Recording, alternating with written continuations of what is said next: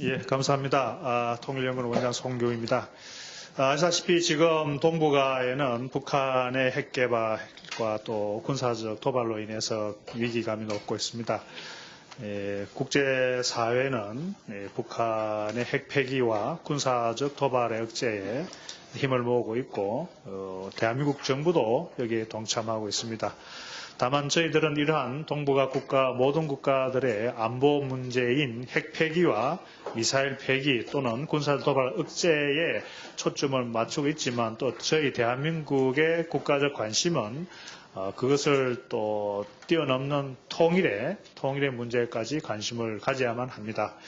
한반도의 통일이 돼야만 저희들은 깨어진 평화가 회복되는 것을 의미하지만 또 주변 국가들, 동북아 국가들이 이 한반도의 통일에 관하여 가지는 국가적 이해관계는 또 다양하리라고 생각합니다. 이런 측면에서 통일연구원은 이번 회의를 통해서 동북아 국가들과 함께 가면서 북한의 핵폐기, 군사적 도발 억제하면서 동시에 한반도는 물론 동북아 모든 국가들이 윈윈할 수 있는 한반도 통일을 어떻게 지향할 것인가에 관해서 한번 논의해보고자 합니다. 오늘 참석해 주신 우리 발표자, 토론자, 그리고 함께 참석해 주신 내빈 모든 여러분께서 함께 좋은 의견을 나눠주시고 또한 더불어서 통일연구원 열심히 노력하고 있습니다. 지금 한반도 동북아의 사정이 굉장히 심각한 걸 볼 때 저희들 통일연구원 막대한 중대한 책임감을 느끼고 있습니다. 힘껏 노력하겠으니까 통일연구원 관심을 가져주시고 격려해 주시면 고맙겠습니다. 다시 한번 이 자리에 참석해 주신 모든 분들에게 통일연구원을 대표해서 인사드리겠습니다. 감사합니다.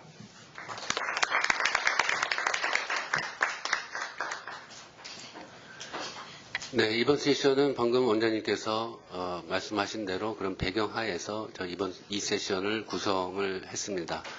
한반도의 북한 핵 문제와 미사일 문제로 인한 한반도와 주변 동북아 지역의 평화와 안정을 우리가 어떻게 담보해내고 또 어떻게 한반도 통일로 향할 수 있을 것인가에 대한 논의를 이번 시간을 통해서 하도록 하겠습니다. 저는 먼저 사회를 맡게 된 통일연구원 국제전략연구실장 전병건입니다.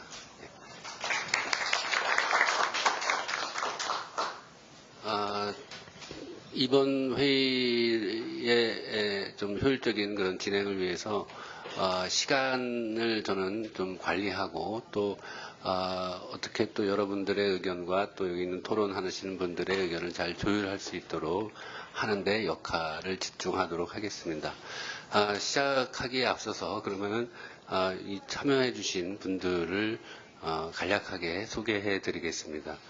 먼저 제 좌측으로는 미국의 오늘 입장과 시각을 발표해 주실 레이프 에릭 이슬리 이화여대 교수님이십니다.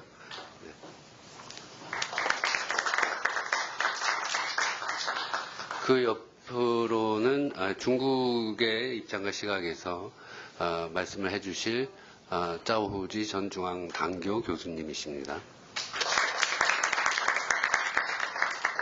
제 우측으로는 러시아의 입장과 시각을 말씀해 주실 방금 러시아에서 도착하신 분이십니다. 김석한 교수님을 소개해 드리겠습니다. 그 옆으로는 일본의 입장과 시각에 대해서 말씀해 주실 요네무라 고이치 마이니치 신문 서울지국장이십니다.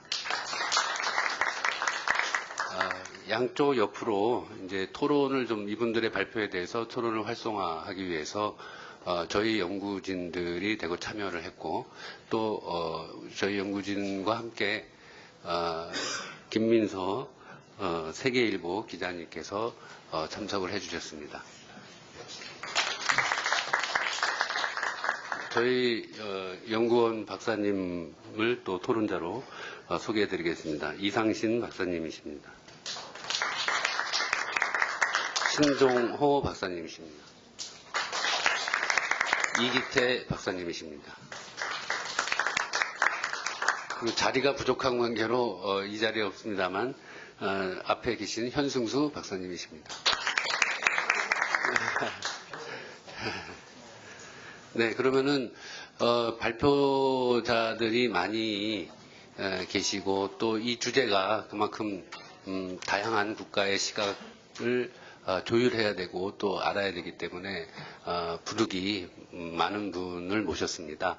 그래서 시간의 어떤 효율적인 관리와 활용을 위해서 발표하시는 분들께 10분 이내로 발표해 주시기를 부탁드리고요. 그 다음에 토론하시는 분들께는 5분의 시간을 드리겠습니다. 5분 내에 핵심적인 그런 내용으로 토론을 해 주시고요. 그런 연휴에 플로어에 질문을 받고 다시 그에 대한 답변을 하는 그런 시간으로 진행을 하도록 하겠습니다. 처음에 좀 양해드릴 부분은 민태은 저희 연구원 박사님께서 발표문을 보내셨는데 급한 사정으로 인해서 참여를 못하셔서 신종호 기획조정실장이신 신종호 박사님께서 짧게 그 내용에 대해서 핵심만 먼저 발표를 하고 그 다음에 강론으로 들어가서 미국, 중국, 일본, 러시아의 순으로 발표를 하도록 하겠습니다. 네, 그러면 먼저 신종호 박사님께 부탁드리도록 하겠습니다. 네, 안녕하십니까. 신종호입니다. 오늘 원래 발표자로서 발표문을 보내신 민태현 박사님께서 공무상 갑작스러운 일이 좀 생겨서 지금 참석을 하지 못하게 됐습니다. 그래서 제가 뭐 전공도 비슷하기도 하고요. 그래도 제가 토론자입니다. 그래서 발표를 간단하게 민태현 박사님의 주된 내용을 좀 말씀을 먼저 드리면서 다음에 이제 미중일러 네 분 전문가들께서 각국의 입장, 그러니까 동북아의 평화 협력, 한반도 통일을 위한 각국의 입장들을 말씀하시는 일종의 나침반 같은 형태로 가장 대략적인 말씀을 몇 가지 좀 드리겠습니다. 민태현 박사님 글을 이제 제가 좀 여러 번 읽어봤고요. 기본적인 취지는 이렇습니다. 최근에 정부가 출범하게 됐고, 이 정부 출범 시기에 동북아 환경 자체가 과거하고 좀 다른 양상들을 보이고 있다. 그렇기 때문에 최근에 동북아 국제정세, 국가 간 관계에 대한 평가를 통해서 새로운 문재인 정부가 추구해야 될 대북 통일 정책 그리고 통일 외교의 방향을 제시를 하려고 이렇게 발표문을 준비를 했습니다. 일단 동북아 정세에서 좀 가장 큰 특징으로 민태현 박사께서 불확실성을 제시를 했습니다. 이 불확실성이라고 하는 것은 갈등과 협력이 지속적으로 반복을 하고 있고 국가 이익에 기반한 대정책을 국가들이 취하고 있다라고 하는 거고요. 특히 국가별 관계를 좀 분석을 했습니다. 뭐냐면 동북아와 관련된 국가별 정세 중에서 미중 관계를 먼저 분석을 했는데 미중 관계는 전략적 경쟁과 갈등이 심화되고 있는 구조이다라고 하고 있고 특히 최근에 트럼프 행정부 출범 이후에 미중 관계의 3대 현안으로서 무역 문제, 북한 핵 문제, 대만 문제를 들고 있습니다. 그리고 또 한미 관계 현안에 대해서도 언급을 하고 있습니다. 북한 핵 문제를 두고 있고 그 다음에 사드 문제, FTA 재협상 문제를 들고 있습니다. 공통적인 문제는 바로 사드 문제인 것 같고요. 그 다음에 한중 관계에 있어서도 최근의 현안으로서 외교 안보적인 측면에서의 북한 핵 문제, 사드 문제를 현안으로 지적을 했습니다. 북미 관계에 관련돼서도 앞으로 상당히 중요한 이 국가 관계로 자리 잡을 것이다라는 평가를 하셨고 미국의 입장에서는 북한에 대한 최대의 압박과 개입, 그 다음에 대북 선제 공격 가능성 이런 부분들에 대한 검토를 좀 하고 있습니다. 그리고 북한의 입장에서는 핵미사일의 어떤 고도화 부분, 그 다음에 북한과의 직접적인 협상 가능성들 이런 것들이 북미 관계의 어떤 쟁점으로 제시를 합니다. 그 다음에 일본의 우경화라고 하는 측면에서 이제 언급을 했었고요. 일본 입장에서는 미일 동맹의 강화라든가 한미일 삼각 동맹, 삼각 안보 협력 이 부분을 중시할 것이다라는 표현들을 좀 하고 있습니다. 그리고 향후에 중러 관계 강화 가능성 부분도 전략적인 협력 가능성도 제시를 합니다. 그런 차원에서 이제 이러한 동북아 정세에 대한 평가를 통해서 향후에 문재인 정부가 추구해야 될 방향성들에 대해서 몇 가지 제시를 하고 있는데요. 첫 번째가 남북관계 개선이라는 측면을 제시를 합니다. 기본적으로 한반도의 대북 통일 정책이 주변국의 영향을 받기도 하고 주변국을 설득해야 되는 과정이기도 합니다. 그럼에도 불구하고 남북관계 개선이라고 하는 그 모멘텀이 이러한 주변국의 협력과 지지와 이해를 구하는 어떤 출발점이다라는 그런 이 관점에서 남북관계 개선이라는 측면을 말씀을 하시고요. 그 다음에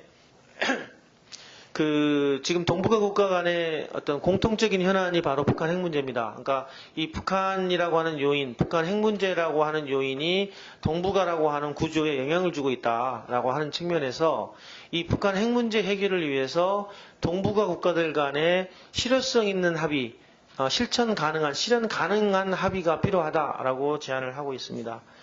그리고 실천 방안에 대해서도 좀 더 구체적인 논의가 필요하고 그러한 장이 마련돼야 된다라는 주장을 하고 있습니다. 그 다음에 또 하나의 문제로 두는 게 우리의 입장에서는 가장 큰 강대국, 일본과 러시아도 중요하지만 지금까지 좀 더 많은 영향력, 첨예하게 갈등을 벌이고 있고 경쟁을 하고 있는 미국과 중국과의 관계, 즉 한미 관계와 한중 관계를 어떤 식으로 조화를 할 수 있을 것이냐가 사실 우리 외교안보에 놓인 최대의 난제라는 어떤 그런 주장을 하고 있습니다.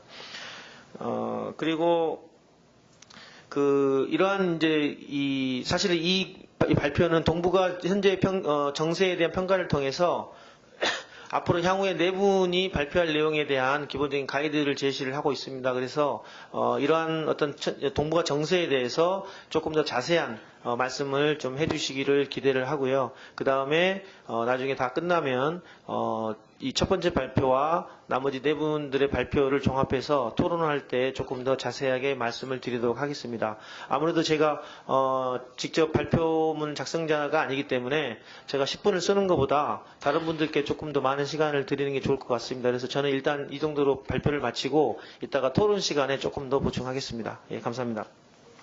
네, 시간을 전략해 주셔서 감사드립니다. 이어서 이순희 교수님께서 발표해 주시겠습니다. 10분 이내로 부탁드리겠습니다. Thank you very much, Chair, and allow me to thank President Son, my colleagues at KINU.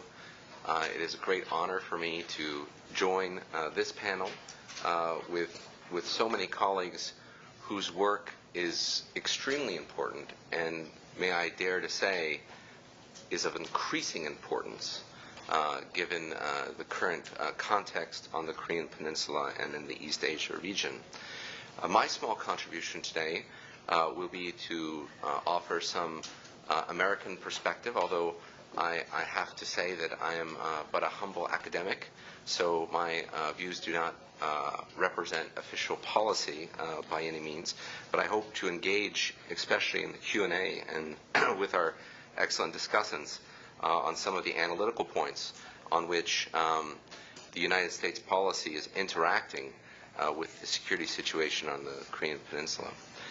I'd like to first make the point that despite changing political winds, in my view, the United States, South Korea, and indeed Japan share most of our interests in regards to North Korea. In particular, there are shared objections to North Korea's military threats and human rights abuses that threaten the regional order and complicate the path to peaceful unification.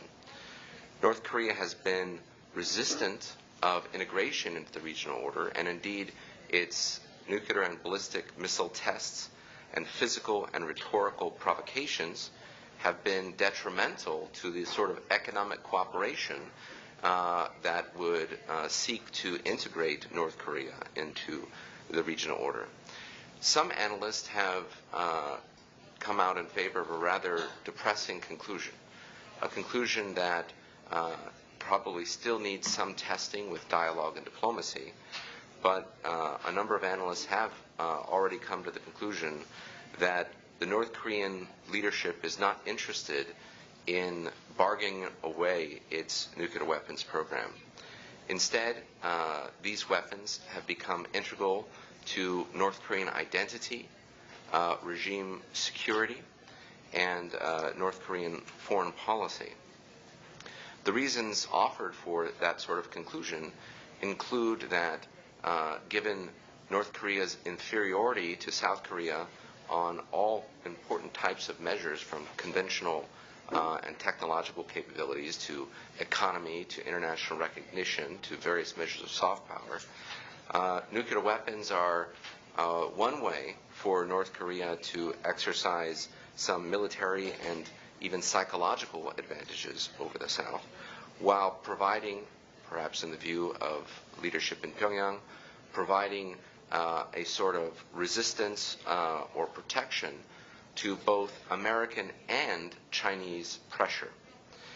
So in this context, the Trump administration has sought to exert maximum pressure on North Korea and to raise expectations for Chinese cooperation in holding Pyongyang accountable.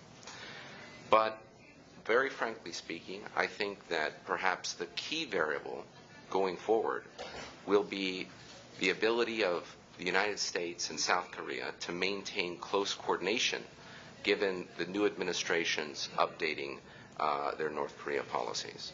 So what have we seen from Washington thus far? The United States has looked to strengthen deterrence with very close coordination, first with the caretaker government and now with the new Moon administration. It has brandished strategic assets, again in close coordination with allies in the region. And those aren't just covered in the media here, but I think those are strategic assets that are quite visible to Pyongyang. And President Trump has also taken military action against deviant actors in other parts of the world.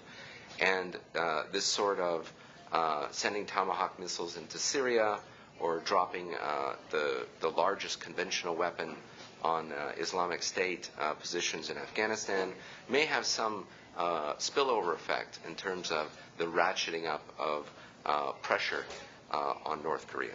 But certainly there aren't just the military instruments. There's been effort, even by the Young administration, to build diplomatic coalitions, and in many of these diplomatic efforts, engage in signaling about the seriousness of the United States in addressing North Korea's sprint to a deployable ICBM with a miniaturized nuclear warhead. And we see that in the Secretary of State's outreach to ASEAN foreign ministers. We see that in the President's outreach to ambassadors to the UN Security Council. We see that in the CIA director's visit to Seoul and the setting up of a special intelligence office devoted to North Korea. But we also see that in actions taken by other important players, and here I would highlight those of Japan. The Japanese, and this is not uncontroversial in Korea, the Japanese are also engaging in signaling and some seriousness of addressing what they call a new level of threat from North Korea by talking about things like non-combatant evacuation operations, or NEO, from South Korea, by tasking Japan's Maritime Self-Defense Force vessels to escort the USS Carl Vinson aircraft carrier battle group to its exercise positions in Northeast Asia. And Japan has also deployed its largest naval vessel to escort an American supply vessel headed toward Korea. Tokyo is also looking to upgrade its missile defense capabilities, so that means upgrading existing SM-3 and PAC-3 missile defense systems, perhaps exploring the Aegis Ashore system, and also looking to help countries in Southeast Asia build capacity to deal with loopholes in their sanctions implementation. So we see a concerted effort for building diplomatic coalitions and exerting pressure, but this is not a problem-free strategy. And there have been criticisms, including from within the United States, that once North Korea tests its next nuclear device or launches an ICBM test over Japan, this will be a damage to the Trump administration's credibility. The Trump administration has tried to be clear that it has not drawn red lines in tweets or otherwise, but others have said that red lines have been drawn, and those lines will likely be crossed by Pyongyang at some point. There are also many in Congress who have concerns about the increasing chances of unintended escalation and even conflict on the Korean Peninsula. And so I think it's worth saying, it's worth mentioning, although this expert audience is well aware, that the United States is not looking to start a preventive war, which is very different than a preemptive strike, by the way. A preemptive strike is a missile is stood up and there's reason to believe that a launch is imminent and it's an actual attack, and you try to take that threat out before it's launched. A preventive war is to try to end this North Korean threat before it reaches an extremely advanced stage. And I don't think that that's the United States' intention.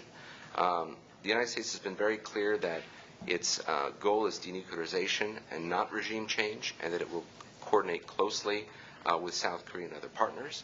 And I think that we'll see there will be more effort and energy expended on non-military means, even though the building of pressure is meant to have instrumental uses, perhaps instrumental uses of uncertainty, if I could say it that way.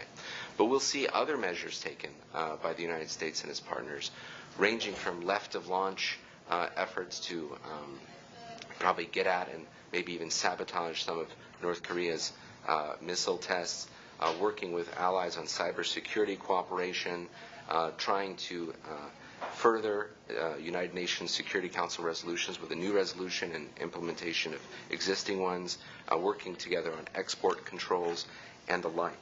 I think that if we look at the work of the UN panel of experts and how there have been real holes in sanctions implementation, there's clearly more to be done, and it's too soon to say that sanctions have not worked on North Korea. That being said, I would emphasize in the importance of coordination, especially between Washington and Seoul, that it's important to realize the limits of a pressure North Korea strategy. Indeed, it's important to recognize limits of a pressure China to pressure North Korea strategy. It's important that the United States, and indeed in many ways South Korea taking the lead in trying to find channels of dialogue with North Korea. Do this in a coordinated fashion that doesn't give North Korea something for nothing, but also allows there to be channels to test North Korean intentions, to find exit strategies from elevated tensions, and indeed perhaps to explore possible compromises. And I'm really looking forward to the words of my fellow panelists, because I think that there are opportunities to pursue dialogue mechanisms with North Korea, but the path is a windy one. It looks difficult for reasons of existing sanctions internationally and existing South Korean law to just turn the switch back on some inter-Korean projects. And when it comes to inter-Korean cooperation, North Korea has a vote. And counter to many expectations, since the inauguration of President Moon after a very successful election result, North Korea has not been reserved in its intermediate range ballistic missile tests, its advancement of other military technology, and certainly sorts of things that it might be trying to do to defeat missile defenses, lofted trajectory tests, testing re-entry vehicles, and targeting and guidance and the like. And so I think it is with great anticipation that Kinu's work is brought together at this time, because really the summit upcoming between President Moon and President Trump is not just going to be a get to know you, establish a good personal rapport. It's going to set the tone and perhaps even the agenda and working framework for South Korea-U.S. cooperation going forward, which really will provide the kernel of ratcheting down tensions and increasing cooperation in dealing with North Korea's very real challenge to the regional order and to what we would like to see as a successful and gradual path to a reunification that benefits all peoples on the Korean Peninsula. Thank you very much. 네, 감사드리고 이어서 바로 진행을 하도록 하겠습니다. 중국의 입장에 관해서 자오후지 교수님께서 발표해 주시겠습니다. 역시 10분 이내로 부탁드리겠습니다. 네, 핵심만 말씀해 주시기 바랍니다. 세 가지를 말씀드려야 되는데 우선 저는 김정은과 김정일의 세 가지 차이 같지 않은 점, 그 다음에 김정은이 지금 생존 전략이 3대 생존 전략, 그리고 그 3대 생존 전략 사이의 마찰 관계, 거기서부터 오는 그 공경, 북한의 내부 힘으로서는 헤어날 수 없는 그런 공경이라고 저는 판단하고, 그 다음에 지난번에 시진핑 주석이 미국 방문하고 트럼프를 만나고 나서 돌아온 다음에 대북 정책의 변화, 그러나 그 정책의 한계, 이렇게 세 가지를 말씀을 드려야 되는데, 올 10분에 나눠야 되는데, 지금 7분이네요. 1분 넘어갔네. 우선 저는 김정일하고 김정은의 세 가지가 다르다고 생각합니다. 첫째가 젊죠, 나이가. 나이 젊다는 얘기는, 권위가 떨어지고 경험이 부족하기 때문에 자기의, 통치 능력, 과시, 정당성, 증명, 이런 것들 위해서 너무도 많은 인사권이 휘둘르고 무단적인 행위를 굉장히 많이 할 가능성이 있죠. 또 그렇게 하고 있습니다, 지금. 인민무력부장 몇 번씩 바꾼다든지 하여튼 인사개편이 수시로 일어나고 있고 아주 무단적인 정상적인 상태에서는 상상할 수 없는 그런 일들이 일어나고 있죠. 그러나 또 젊다는 얘기는 뒤집어 얘기하면은 정치 이념들이 확고하지 않다는 얘기입니다. 그 이념이 굉장히 변할 가능성이 많다는 얘기입니다. 여러 곳에서 나타나고 있죠. 그 다음에 두 번째는 집권 환경이 다른데, 아버지는 김일성이 그늘 밑에서 21년을 눈치를 보다가 홀로섰죠.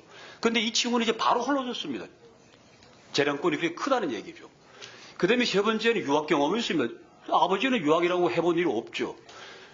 근데 이 친구는, 최선진국에서 자유주의를 다 경험을 했었어요. 정치, 경제, 문화, 교육, 사회 다 봤습니다. 근데 이 세 가지 변수를 하나로 모아보면 뭡니까? 변화 가능성이 굉장히 크다는 얘기입니다. 이게 저는 핵심 포인트라고 생각합니다. 지금도 저는 그렇게 생각합니다. 변화 가능성이 굉장히 큰 지도자라는 얘기죠. 아버지하고 다른 세 가지 점입니다. 다음 두 번째, 그러면 이 친구의 생존 전략이 역시 아버지하고 거의 비슷해요. 저는 김정일 시대의 북의 생존 전략을 3대 전략으로 그렸습니다. 즉 1992년에 중국과 한국의 수교가 전환점이죠. 그 전에 91년이 러시아, 한국이 수교하고 그때로부터 북은 피고립, 피포이라는 그런 개념을 이제 쓰기 시작했죠. 그러니까 모든 사회주의 경제권이 붕괴되고 그다음에 중국마저 우리를 배반했다. 어떻게 남수선하고 수교하나 중국이 우리를 완전히 배반했다. 소련을 배반했고 이런 상태에서 자기들은 이제 완전히 포위되고 고립에 빠졌다는 그런 상태에서 선택한 전략이 3대 전략인데 첫 번째가 질조치였죠. 김정일이. 그건 바로 개혁 개방이죠. 그 다음에 김정은 이어서 6.28 방침인데 역시 개혁 개방이죠.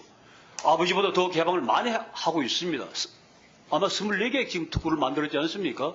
그 다음에 개혁도 말이죠. 지금 개인의 투자까지 허용하고 있는데 이 신발술이라든지 이발소, 식당 이런 거 다 투자 허용하고 있지 않습니까? 이런 것들은 중국의 80년대보다도 더 심한 개혁이죠.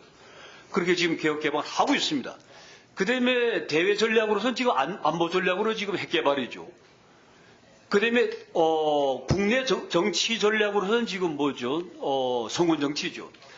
사실 성군 정치를 잘 정리해 보면은 김정일이 성군 정치에 관해서 연설을 한 번도 한 일이 없고 글 한 편 쓴 일도 없어요. 여기저기 나오는 그 성군 정치에 관한 어록들을 모아보면은 딱 48달러밖에 안 됩니다. 그걸 쭉 모아보면 논리적으로 굉장히 단순한 논리예요. 그건 이론도 아니죠. 그러니까 그 전제가 뭐냐면은 막스나 엥겔스는 사회주의 혁명과 건설 시기에도 내부와 외부에 적이 있다는 걸 보지 못했다. 그래서 노동자 계급을 지도 교육으로 봤는데 아니다야. 역시 그다음에 두 번째 뭐라고 그러냐면은 정치의 핵심은 통치계급의 의지를 관철할 수 있는 능력인데 바로 힘인데 그 힘의 극치는 결국 군이지 노동자 계급이 아니다. 이렇게 전제하고 있는 거죠. 이게 이제 그 성문 정치의 논리적인 전제인데, 그러면 선택한 게 성문 정치인데 그게 뭡니까? 당도 못 믿는 소리 아니겠습니까? 노동자도 못 믿는, 결국 그 군밖에 못 믿는다. 가장 기동력이 강하고 무장력을 독점하고 있는 군대, 그 다음에 젊은 사람, 사회와 떨어져 있는, 그러니까 사회가 92년부터 완전 혼란에 빠진 그 사회를 어찌 보면은 가능하게 나타날 잠재적인 정치 위기를 사전에 차단하기 위한 수단으로서 한 게 이제 성문 정치, 저는 그렇게 보는 겁니다. 이게 이제 정치 전략이었단 말이죠. 그럼 이 3대 전략이 마찰관계 있다는 거죠. 경제 개발, 그러니까 경제 개혁과 개방을 하려면은 밖으로부터 뭐죠? 평화로운 환경이어야 되는데, 근데 성문 정치나 핵 개발은 밖으로부터 압력과 밖으로부터 긴장 관계 있을 때만이 성문 정치가 정당성을 가질 수밖에 없단 말이죠. 그러면 이런 성문 정치와 핵 개발과 개혁 개방은 마찰 관계지 서로 보완한 관계 전혀 아니죠. 중국하고 비교하면 그 결론이 나오는데, 중국은 말이죠. 미국과 관계 회복되고 서구와 관계 회복되면서 안전이 보장되고, 그다음에 그래서 80년대 중국의 대외 전략을 두개반 전략이라고 그래요. 고전의 전략 두개반 전략, 그리고 그다음에 70년대 이후에 중국의 대외 전략을 철의 삼각이라고 그러죠. 중소미 철의 삼각. 그러면서 안전 보장이 있기 때문에 개혁 개방을 했고, 개방을 하면서 외부로부터 기술과 자금과 시장이 개척되고, 그래서 생산 요소를 들어왔고, 그 다음에 개혁으로 활력을 얻었고, 그래서 성공을 했는데, 이 친구들은 개혁 개방하고 있지만 성문 정치, 그 다음에 핵 개발 때문에 밖으로부터 생산 요소를 안 들어오기 때문에 그 개혁 개방은 한계였다는, 이렇게 마찰 관계가 있기 때문에 현재로서는 그 내부의 힘만 가지고는 이 그 공경을, 악순환을 벗어날 수 없는 그런 저는 상태였다는 겁니다. 그렇다면 이런 상태에서 중국의 대북 정책이 뭐였냐? 지금까지는 계속 셈마디를 해왔지 않습니까? 첫째 비핵화, 둘째 안정, 세 번째 평화, 외교수단을 푼다. 이런 셈마디였는데 결과적으로 보면은 북의 현 상태를 유지해 온 것밖에 안 됩니다. 저는 그렇게 봐요. 그런데 이번에 시진핑 수석이 미국을 방문해서 트럼프랑 만나고 난 다음에 저는 이 두 양반 사이에 어떤 거래를 지금 하고 있다는 겁니다. 그러니까 지금 시리아를 폭격하는 걸 시진핑 만나는 자리에서 바로 지시를 했다. 그래서 폭격에는 이건 시진핑이 보여주는 신호였다. 이렇게 표현합니다만 저는 그게 거꾸로라고 생각합니다. 오히려 중국이 제일 걱정했던 건 트럼프 정권하고 러시아가 같이 가는 거 아니냐. 그렇다면 중국은 고립된다. 이걸 많이 걱정했는데 사실 트럼프가 그런 표현한 건 그게 아니라 러시아하고 꼭 같이 가는 건 아니라는 걸 확실하게 표현해 준 거고, 그 다음에 또 하나 준 선물은 환율 조작국을 지정 안 한 거죠. 그 대신 시진핑은 돌아와서 북에 확실하게 표현했지 않습니까? 제가 알기로는 북의 아주 고위 당국자를 불러가지고 아주 처음입니다. 중국 정부가 확실하게 5가지를 표현했죠. 만약 6차 핵실험을 한다면은 5가지 조치를 취한다. 그 속에는 송유관 단절부터 그다음에 모든 일체 경제결의 중단, 그다음에 심지어 중조 우호 조약의 중단 등등. 하여튼 이건 그냥 거의 모든 관계를 다 단절한다는 일부 직전까지. 근데 그러고 나서 북의 표현이 뭐였습니까? 김철이라는 사람의 이름으로 서명한 글을 발표했죠.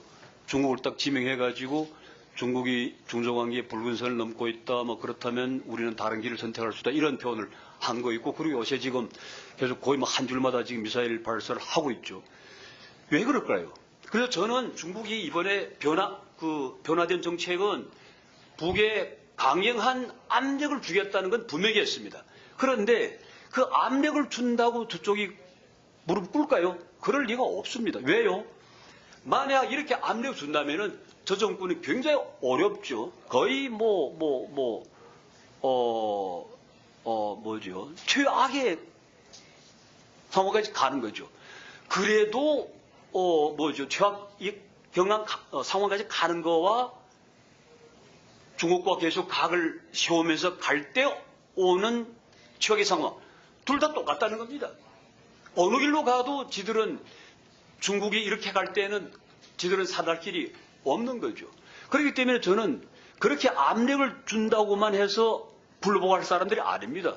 그럴 수도 없고. 그래서 저는 이 한계를 극복하려면 두 가지 정책이 더 진행돼야 되네. 첫째, 북의 안보를 보증해 줘야 한다는 겁니다. 미국을 설득하든 한국을 설득하든 적어도 한미 공동훈련의 수위를 낮추든가 차수를 줄이든가 아니면은 중국이 북하고 공동훈련을 해주든가. 지금까지 중국은 북하고 공동군사훈련 한 번도 한 일이 없습니다. 한미 공동훈련 계속 진행되어 왔고 아니면은 적어도 구두상으로라도 북의 안전을 보증해 줘야 돼요. 그러면서 핵을 놓으라고 해야지 그냥 압력만 주고 핵을 놓으라 될 리가 없습니다. 그래서 저는 첫째 압력, 둘째 안전보장, 세 번째는 경제개혁을 도와줘야 돼요. 지금 중국이 일로 일대 속에 북이 전에 안 들어와 있습니다. 저는 일로 일대 전략 속에 북을 끌어들여주고 예를 들어 지금 저 양반들이 신의주소부터 평양까지 올라가는 고속철도 그다음에 고속도로 이걸 다 내놔서 투자를 해달라. 누구도 안 가고 있지 않습니까? 그런 걸 경제개혁을 도와주면서 그다음에 안전보장을 해주면서 그다음에 압력. 이 3대 정책이 동시에 진행될 때 저는 이 효과를 볼 수 있다는 거죠. 그러지 않고는 지금같이 압력만 줘 이러면은 저는 최악의 상황이 벌어질 수도 있다는 겁니다. 왜? 아마 시간 된 것 같아요. 여기까지 말씀드리겠습니다. 이상입니다. 예, 감사합니다. 또 예. 못다 하신 말은 이따가 또 토론한 후에 기회를 드리도록 하고요. 세 번째, 일본의 그 대북 정책의 어려움에 대한 그런 주제로 발제를 오네무라 구이치 지국장님께 역시 10분 이내로 예, 해주시기를 부탁드리겠습니다. 죄송합니다. 네, 감사합니다. 저희 한국말 잘 못하기 때문에 아마 통역하시는 분 고생할 것 같아서 좀 미리 죄송하다고 사과드립니다. 근데 당연히 저희 그냥 서울에 있는 기자이기 때문에 대북 정책에 대해서 아베 총리가 어떻게 생각하고 있는지 당연히 잘 모릅니다. 기본적으로는 아까 다른 세션에서 나가미네 대사님께서 말씀하셨는데 일본 정책은 앞으로는 당연히 핵 문제 해결을 위해서는 대화를 나가야 되지만은 지금 상황에서는 계속 그 제재를 강화하겠다 그렇게 말씀하셨고 그 피리어드이겠죠. 근데 거기서 끝나면 재미가 없어서 제가 조금 다른 이야기를 해보겠습니다. 일본 대북 정책이 핵 문제만 있으면 심플하게 미국하고 한국하고 같이 가면 되는데 또 하나 납치 문제라는 문제가 있기 때문에 그리고 납치 문제에 대해서는 납치 피해자 가족분들이 일본에서 아직 계속 여론에 영향력을 가지고 있습니다. 그래서 그 이슈는 피할 수 없는 이슈입니다. 납치 문제가 일본의 대북 정책에 어떤 작용을 준다고 하면 어떨 때는 브레이크입니다. 2007년 8년에 핵 문제가 국제적으로 6차 회담 어느 정도 잘 되고 있을 때는 일본에서는 너무 빨리 간다. 납치 문제도 좀 있는데 너무 빨리 간다고 주장해 본 적이 있습니다. 그러면 그게 브레이크입니다. 그러나 대화가 잘 진정 안 할 때는 먼저 납치 문제나 이야기해 볼까라고 할 때도 있었고 그러면 오히려 악셀 작용을 할 수도 있다는 겁니다. 근데 일본 입장에서 보면 너무 어려운 것은 아시다시피 이 일본 북한 입장에서 본 일본 우선순위가 그렇게 높지는 않습니다. 그래서 일반적으로는 북한에 좀 어려울 때 고립화했을 때 일본하고 대화를 하고 싶다고 주장할 때가 있죠. 그 타이밍가 너무 어렵기 때문에 지금처럼 분위기가 안 좋은 상황에서도 제가 알기로는 어느 정도 수명화해서 좀 정부 간 비밀 접촉이나 아니면 그 민간인을 보내고 왔다 갔다 하는 메신저 보내고 왔다 갔다 커뮤니케이션을 계속하고 있습니다. 네, 조금 그 과거를 조금 돌아보면 그 2002년에 고이즈미 정권 때 고이즈미 총리가 반복했을 때도 그때는 그 미국이 부시 정권 탄생하고 부시 대통령이 이 북한하고 이라크를 악의 주기라고 비난했을 때였습니다. 그래서 그때는 북한 입장에서 보면 국제 상황이 어렵고 그래서 좀 일본하고 대화를 원했다고 볼 수도 있습니다. 그리고 또 하나 브레이크스루는 그 12년 후에 2014년에 스톡홀m 합의라는 게 일본하고 북한 사이에는 있었습니다. 그때를 돌아보면 그 오바마 정권 때 립데이드가 2012년에 있었는데 그게 실패했죠. 그 후에는 미국하고 북한의 관계가 너무 어려워지고 그 타이밍에 일본의 입장에서 보면 좀 대화할 기회가 생겼습니다. 네, 그리고 또 하나 좀 추가적으로 말씀드리고 싶은 것은 고이즈미 반복 때는 특별히 그 일본하고 한국 관계가 좋은 시기였습니다. 2002년에 월드컵도 같이 했었고 그래서 좀 재미있는 그 에피소드가 있는데 고이즈미 반복을 그 고이즈미 총리가 북한 갈 때 독점 낸 신문사는 일본 신문사 아니었습니다. 한국 문화일보였죠. 근데 그것은 일본 정부가 미리 한국 정부에 통보하고 제가 알기로는 그것을 한국 외교관 분이 속간 없는 한국 신문사에만 알려줬대요. 너희들 속감 없어서 알려준다. 그 이야기를 문화일보 기자가 들었고 사실은 그 일본 신문사도 한국 기자한테 그 이야기를 들었어요. 근데 그 이야기를 외교부에 가서 확인해봤더니 부정하는 거예요. 그래서 못 썼는데 그 사실이었습니다. 근데 그건 좀 관계가 좋을 때는 대북 정책에 대해서 톱 시크릿도 그 경황할 수 있다는 에피소드라고 생각합니다. 네, 그리고 그러면 지금 상황은 어떠냐고 보면 지금 상황도 조금 2002년하고 2014년하고 조금 비슷한 분위기가 있다고 봅니다. 왜냐하면 문재인 정권은 좀 대화를 지향하는 정권이기 때문에 일본이 먼저 북한하고 대화하고 싶다고 하면 반대할 이유도 크게는 없고 트럼프 정권은 강경파이기 때문에 북한 쪽에서는 어려움을 느끼고 있을 거라고 봅니다. 네, 당연히 아까 말씀드렸지만 대사님도 그 나가미네 대사가 말씀했던 것처럼 기본 주류 입장은 계속 제재 강화이지만 일본 정부 안에서 특히 납치 문제에 관여하는 부서에서는 좀 다른 이야기도 조금씩 있는 것 같습니다. 네, 그래서 조금 작년에도 제가 재밌다고 느꼈던 것은요. 네 번째 핵실험 후에 일본 정부는 독자 제재를 심한 강도 높은 독자 제재를 발표했습니다. 네, 그럼 발표한 다음에 북한 쪽에서는 당연히 반발하고 그 스톡홀m 합의는 좀 무효 될 수도 있다. 그렇게 이야기했습니다.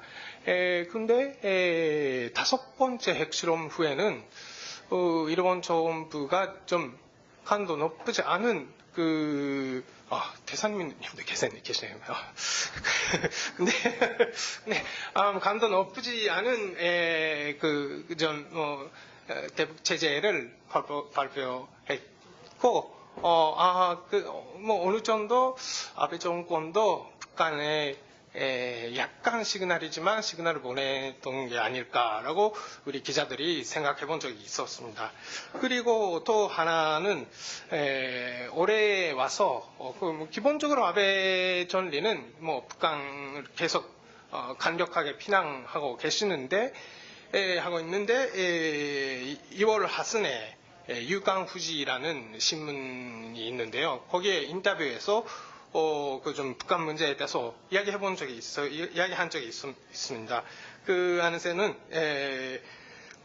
결과가 안 나오는 그 대화는 북한하고 할 필요는 없지만 그렇게 강조하시면서 그래도 납치 문제를 해결하기 위해서는 모든 가능성을 검토할 생각이 있다. 그렇게 이야기했고, 그것을 보고 북한 대북 관계에 관심이 있는 기자들은 뭔가 생각하고 있지 않을까라고 느꼈습니다. 특히 지금은 그 트럼프 대통령도 대화 이야기를 시작하셨고, 그러면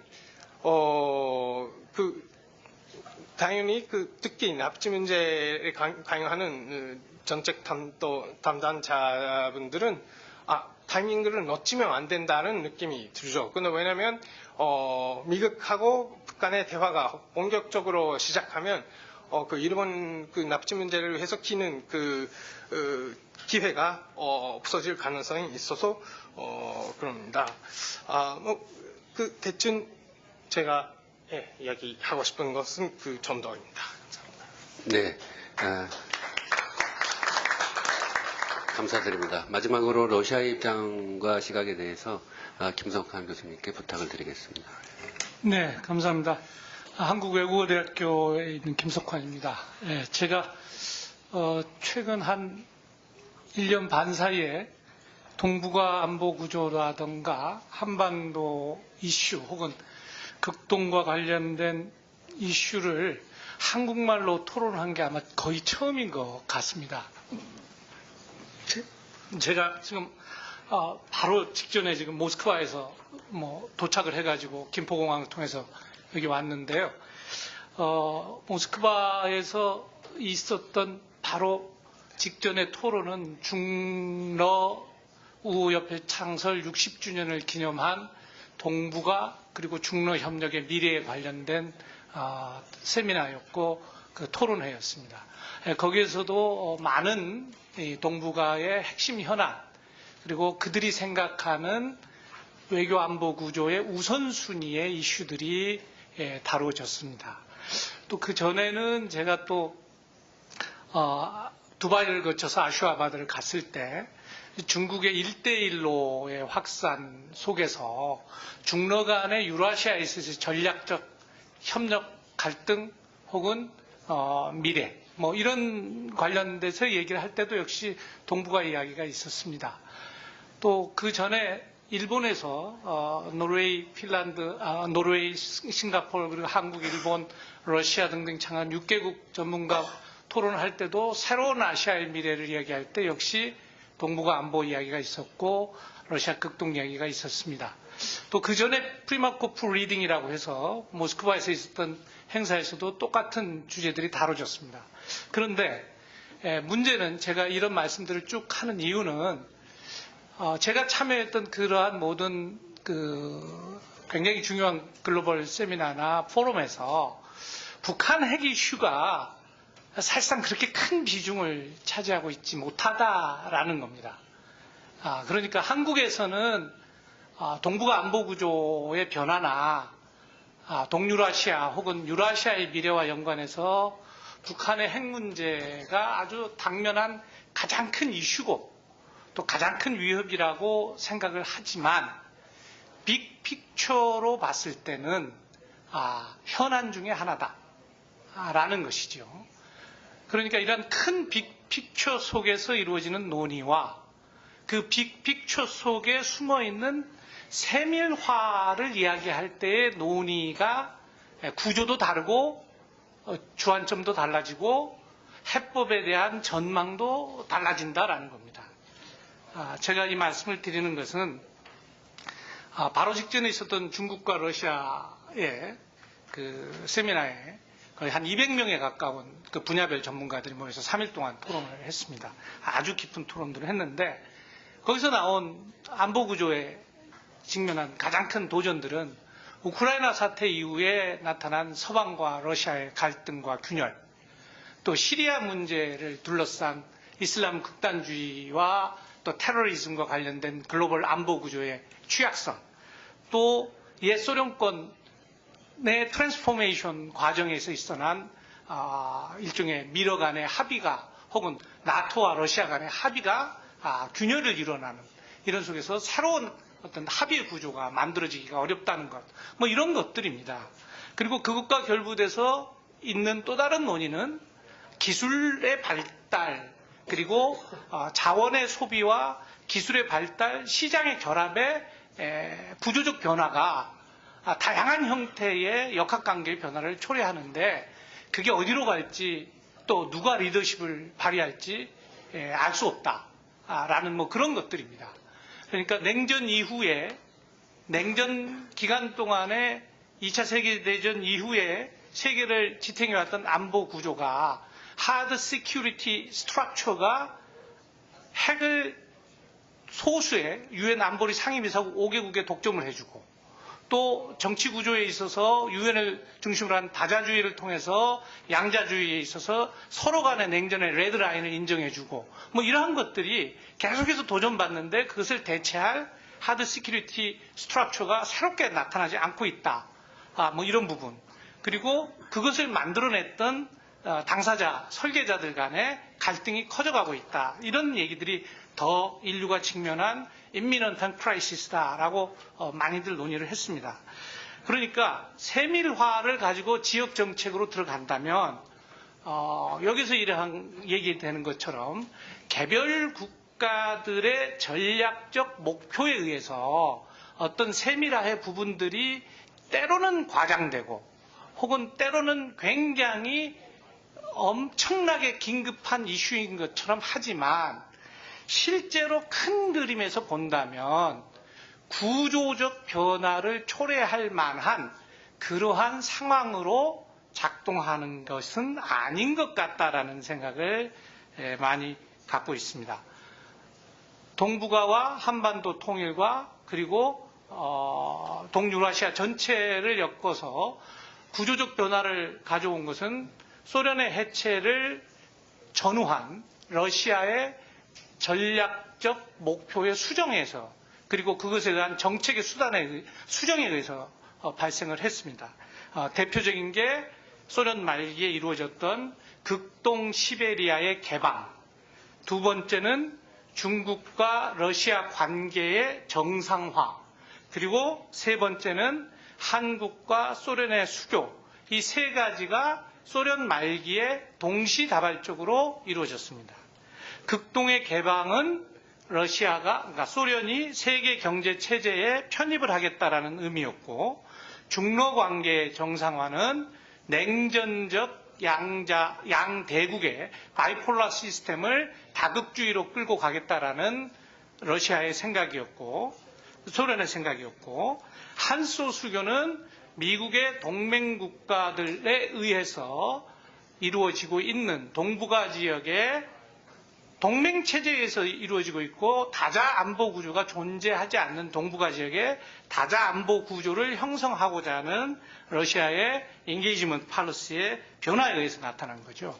그러니까 이러한 변화들이 소련의 해체 이후에 지난 25년 동안 있었고, 그 과정에서 북한은 핵이라는 수단을 통해서 자기들 나름대로의 전략적 레버리지를 높이는 그러한 모습들을 보여왔습니다. 때문에 우리가 빅픽처에서의 변화가 정말 구조적으로 동북아 지역에 그리고 북한에 그리고 한반도 통일과 관련해서 있는가라는 부분을 진지하게 한번 살펴보고 그 속에서 세밀화의 부분으로 해서 주변 4강이 그 상황에서 한반도를 혹은 북한을 고리로 해서 개별적으로 각국의 전략적 이익의 극대화를 추구하는 방향이 4강이 합의할 수 있는 것인지 혹은 갈등 구조를 이렇게 할 수 있는 것인지 한국이 동의할 수 있는 것인지라는 입장에서 본다면 우리가 이해도 쉽고 전망도 쉽지 않을까 하는 생각입니다. 그래서 제 개인 생각은 지금 현재 트럼프 등장 이후에 미국과 러시아 간의 밀약이 가능하냐라는 것을 가지고 중국이 우려했던 것처럼 러시아에서는 마찬가지로 미중 간의 밀약에 의해서 동북아의 안보 혹은 전략적 이익의 거래가 이루어지지 않을까라는 우려가 대단히 크다.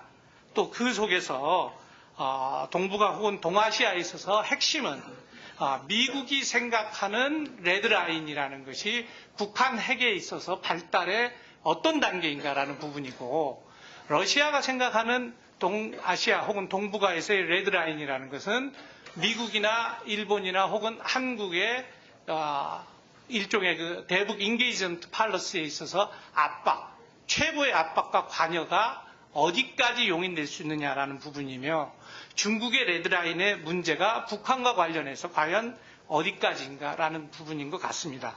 그래서 일본이 최고의 압박과 관여에 동의하는 듯 하면서도 그러면서도 또 다른 측면에서는 북한 핵 혹은 납치자 문제에 있어서 상대적 유리한 구조를 끌고 가는 것은 일본이 이 문제가 단기간에 해결될 수 있다라든가 압박과 관여를 통해서 해결될 수 있다라고 믿는 것이 아니라 그 과정을 통해서 일본이 추구하는 전략적 목표를 달성하고자 하는데 더 우선점이 있는 게 아닌가 하는 생각을 갖고 있습니다. 그래서 러시아의 동북아에 대한 생각, 전략 그리고 통일에 관한 관점은 제가 기본적으로 여기에 잘 설명을 해드렸습니다만은 제가 한국에 와서 최근에 이 문제와 관련해서 한국말로 토론을 하면서 느낀 나름대로의 한국 사람임에도 불구하고 있는 어떤 생경함과 또 이 논의 구조의 어떻게 보면 지나친 단순화, 마치 우리의 문제가 동북아 전체의 진짜 구조적 변화를 가져오는 가장 시급한 문제인 것처럼 그것이 중요한 문제인 것은 틀림없지만 너무나 급박한 그런 현실적 관여와 압력에 대한 문제를 너무나 급박한 그리고 뭔가 지금 현재 막 이 일보 직전에 어떤 에너지의 충돌이 있을 것 같 그런 관계는 아닌 것 같다라는 말씀을 드립니다. 이상입니다. 네, 이상 주변 4국의 입장과 입장에 대해서 발표를 모두 들었습니다. 들어본 결과 역시 이 지역 한 번 더 이 부분에 대한 그 각국의 관점이나 또 관심 영역 이런 것이 차이가 많이 있는 것 같습니다. 우리 입장에서는 그럼에도 불구하고 그러한 차이점들을 최소화하고 가능하면은 주변 4국들과 함께 어떤 공통점을 많이 찾아내서 그것을 점차 확대해야 하는 그런 입장에 있지 않나 이렇게 생각을 합니다. 그런 점에서 이제 그 토론을 진행을 할 텐데요. 토론은 여기 프로그램에 나와 있는 순서대로 진행하도록 하겠습니다. 토론하시는 분들은 그런 말씀드린 그런 맥락에서 토론을 진행해 주시고 짧게 5분 이내에 핵심적으로 얘기를 해 주셔야 또 이 회의를 무사히 충분히 또 논의를 할 수 있지 않을까 생각합니다. 그래서 그렇게 부탁을 드리겠습니다. 네, 이상신 박사님 먼저. 저기 김민서 기자님. 예. 김민서 선생님 먼저 하세요. 네. 안녕하세요. 세계일보 김민서 기자입니다. 이런 기회를 주신 우리 송기용 원장님께 감사드리고 저는 짧게 이제 토론문을 이제 작성을 해왔는데요. 민태훈 박사님이 쓰신 내용에 대해서 제가 이제 평소에 갖고 있던 생각과 궁금한 내용을 중심으로 말씀을 드리도록 하겠습니다. 이번 달 말이면 우리 새 정부하고 이제 미국하고 처음 정상회담이 이제 예정이 돼 있죠. 우리 대통령 당선 이후에 대통령의 어머니께서 모 언론과의 인터뷰에서 말씀하시기를 문재인 대통령은 예측 가능한 분이다라고 얘기를 했어요. 그래서 예측 가능한 분과 전 세계에서 가장 예측 불가능한 지도자가 처음으로 만나는 그 정상회담이 이제 열리는데 그 정상회담을 굉장히 지금 예의주시를 하고 있습니다. 어떤 대화가 오고 갈지. 그리고 특히 그 두 정상이 첫 번째 만남에서 얼마나 마음을 터놓고 북핵 문제에 대해 이야기하고 서로에 대한 신뢰를 쌓고 좋은 호감을 갖고 만남을 끝낼 수 있을지가 관건이라고 생각이 됩니다. 그런데 지금 우려가 되는 것은 이미 많은 전문가분들이 지적을 하셨는데 새 정부는 개성공단 재가동 그리고 금강산 관광 재개에 대한 의지가 매우 높죠. 그리고 장기적으로는 그렇게 가는 게 맞다고 생각되는 데는 아마 이의를 제기하실 분들 그렇게 많지 않은 것 같습니다. 다만 새 정부 이후에 지금 북한이 매주 한 번씩 종류가 다른 미사일을 쏘고 있고 그런 측면에서 새 정부가 남북관계 개선과 남북 대화 의지를 지속적으로 밝히는 것도 굉장히 잘못된 북한에 잘못된 신호를 줄 수 있다는 우려 또한 커지고 있는 게 사실인 것 같습니다. 지금 정부는 과거 정부와는 달리 남북관계 개선을 모든 외교 안보 정책의 출발점으로 보고 있고 외교안보 정책의 그 성공 여부도 남북관계 개선 여부에 달려 있다고 판단을 하는 것 같습니다.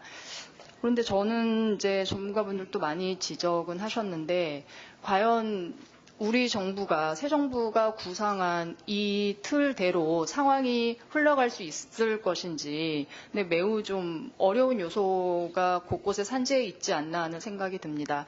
가장 중요한 게 기본적으로는 북한이 도와주지 않으면 남북 대화를 통해서 북핵 문제 해결의 어떤 실마리를 찾아보겠다라는 구상이 스텝이 꼬일 수가 있다. 처음부터. 그래서 가장 중요한 것은 역시 그 한미 동맹을 강화를 하고 그 미국과 정책 스탠스를 잘 조율을 해서 북한과의 구체적으로는 북한과의 어떤 시점에서 어떤 조건에서 대화를 시작하고 어디까지 합의를 할 것인지에 대해서 면밀한 공조가 이루어져야 될 것 같은데 많은 그 미국 전문가분들이 말씀하시기를 이렇게 낙관적이지는 않다고 우려를 하는 목소리가 많이 나오는 게 현실인 것 같습니다.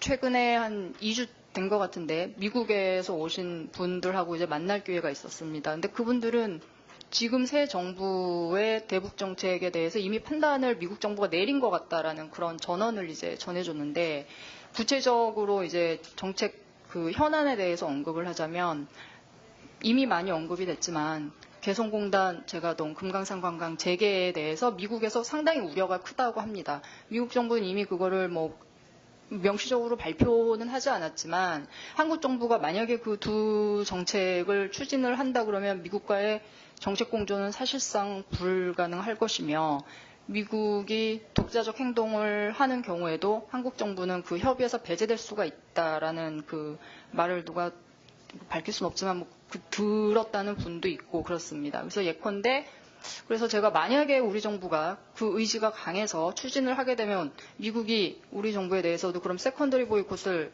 가할 것이냐라고 했더니 안 그럴 이유가 없다라고 그쪽에서 오신 분은 그렇게 답변을 했고 그거는 저는 미국 내의 분위기라고 생각을 합니다. 미국 내 그 우리 한국 새 정부의 대북 정책에 대한 그 미국 내 분위기가 어떠한지를 단적으로 보여주는 그런 사례라고 저는 개인적으로는 생각을 하고 있습니다. 이 미국과의 어떤 협의의 어려움이나 이런 부분과 별개로 우리 국내적으로도 굉장히 새 정부의 대북 정책 구상이 긍정적으로 구체화되기는 굉장히 어려운 조건이 있는 게 현실이 아닌가 하는 생각이 듭니다. 대선 직전에 저희 신문이 그 여론조사 기관하고 여론조사를 한 결과가 있습니다. 거기에서는 사실은 이 국민의 대북 인식이 굉장히 이중적인 그런 현실이 드러났는데요. 예컨대 북한과의 대화는 계속하고 인도적 지원은 계속해야 한다는 응답이 많으면서도 제재와 압박을 유지를 해야 된다는 응답이 60%가 넘었습니다. 그 이유는 당연히 이제 북한이 제공을 한 것인데 핵미사일 도발을 하는 북한에는 분명히 행동에 대한 그 대가를 치르게 해야 된다라는 국민적 인식이 깔려 있는 결과라는 이제 해석을 당시 했었고 이런 상황에서 우리가 그 국민적 여론이나 그 북한에 대한 이미지 이런 이미지와는 무관하게 그 북한에 어쩌면 북한의 도발에 면죄부를 줄 수 있는 정책적 선택을 할 수 있을 것인지는 좀 우려가 되고, 만약에 그런 선택을 했을 경우에 어떤 결과가 올 것인가. 지금까지는 지금 정부의 지지율이 굉장히 높죠. 국민적 지지율이. 그 국정 수행도에 대한 지지율이 거의 80%를 높고 역대 정부 중에 최고의 지지율을 보이고 있다고 하는데, 만약에 외교안보 부문에서 국민 여론에 역행하거나 아니면 북한에 잘못된 신호를 주거나 이런 결정으로 잡음이 일어나고 그런다면은 굉장히 어려워지지 않을까 하는 그런 좀 생각이 듭니다.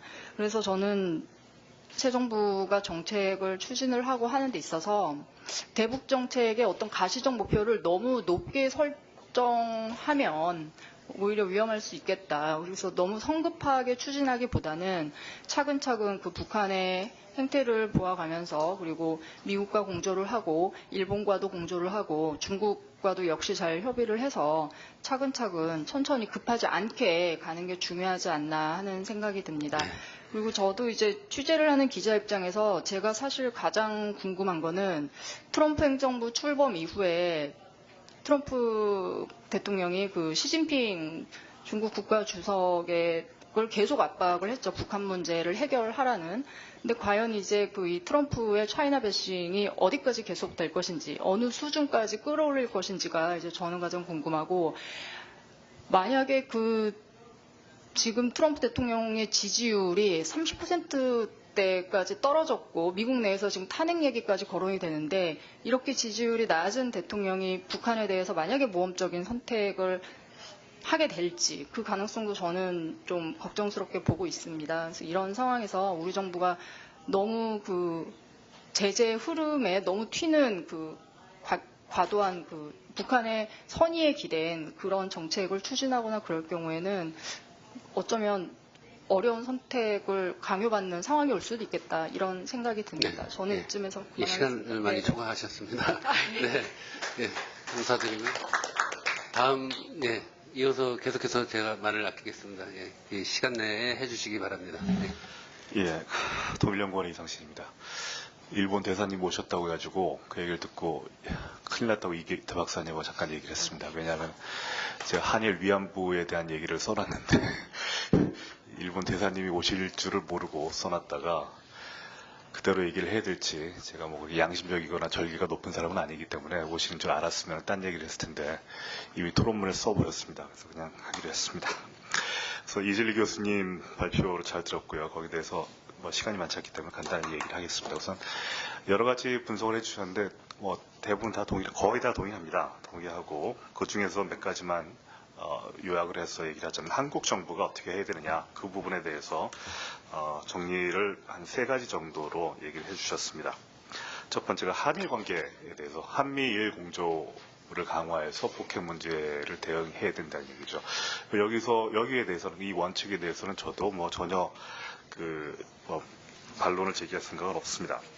근데 이 부분에 대해서 이질리 교수님께서 2015년에 한일 위안부 합의를 거기서부터 출발해가지고 빌드업을 해가지고 한일 관계를 좀 더 강화하고 역사 문제를 해결하고 이 양국 국민들 간의 반목을 좀 해소해서 한일 관계를 강화해야 된다라고 말씀하셨는데, 이게 참 쉽지 않은 얘기죠.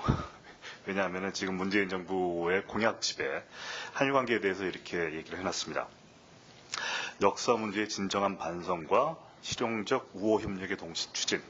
그러니까 일본에 대해서 역사 문제를 계속 제기를 하되, 동시에 그것이 특히 이제 북한 문제라든가 또는 뭐 경제 협력, 그런 문제에 대해서는 실용적으로 우호 협력을 하겠다. 뭐 이런 2가지의 원칙을 제시한 것으로 보입니다. 구체적으로 2015년에 위안부 합의를 재협상하겠다는 것도 아주 구체적인 공약으로 내놨습니다. 강경화 장관 후보님이죠. 지금 뭐 아직 취임은 안 했습니다만, 이분을 지명한 것 자체가, 이분이 유엔 인권 고등판부관실에서 바로 이 여성 인권을 다루셨던 분이고, 지명되자마자 위안부 할머니들을 직접 본인이 만날 생각이 의향이 있다는 말씀도 하셨고, 본인이 이기도 하시고 이런 분이 한국의 외교부의 수장이 된다는 것은 바로 이런 한일 위안부 합의에 대한 문제 제기를 계속하겠다는 문재인 정부의 의지를 보여주는 그런 것이라고 생각이 됩니다. 또 이제 제가 이제 그 토론문에 그 여론조사를 인용을 해놨습니다. 이게 이 여론조사가 2016년 12월 달에 이루어진 것인데 그 협정을 파괴해야 된다는 여론이 59%였습니다. 이때는 12월 달이었으니까 아직 박근혜 대통령, 전 대통령이 탄핵되기 전입니다. 그리고 이 여론이라는 게 김민석 기자님도 말씀하셨지만 두 가지 효과가 있죠. 내가 좋아하는 혹은 싫어하는 정책을 추진했기 때문에 그 대통령을 싫어하거나 좋아하거나 되거나 아니면 반대로 내가 좋아하는 대통령의 정책은 나도 좋아하거나 반대로 내가 싫어하는 대통령의 정책은 내가 싫어하거나 두 가지 효과가 있는데 사실 후자 효과가 더 강합니다. 내가 좋아하는 대통령이 추진하는 정책은 나도 찬성하게 되는 효과가 강하죠.